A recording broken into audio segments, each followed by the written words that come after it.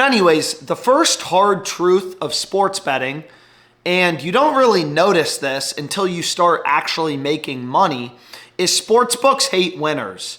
They hate winners. So what a lot of sportsbooks do is if you start beating them, if you go on a winning streak, if you show that you're a profitable bettor who's getting an edge in winning long term, they'll cut down your bet sizes. So for example, one sportsbook that I started using in January of 2024 was Dabble. This was a super exploitable fantasy site, and in just 1 month, January, I was able to make a lot of money on this sportsbook, $30,000. Again, all my plays were given out for free on either Twitch or Twitter, and that was awesome.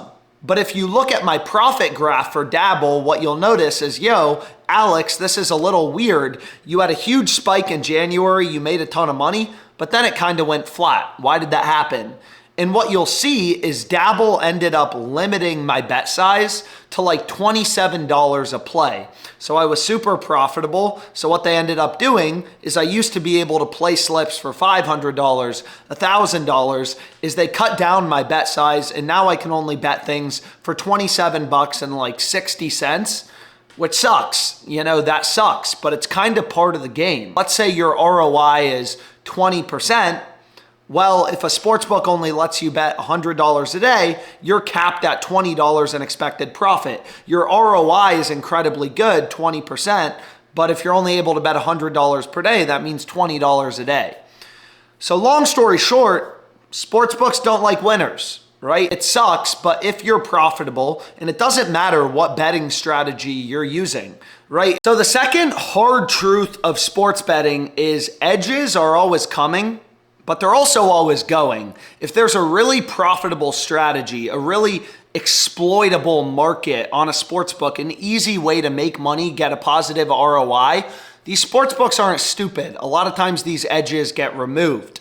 So I'll give you a simple example from Bettors. Again, Bettors, the sportsbook I just explained in the last clip. I made $70,000 in like a month, maybe a month and a half, something like that. Then they limited me to $100 max betting size per day. So you can see my profit graph kind of went flat. But anyways, when I started using Bettors, what I noticed is because this is a fixed payout fantasy site, is there were a lot of opportunities in MLB correlation.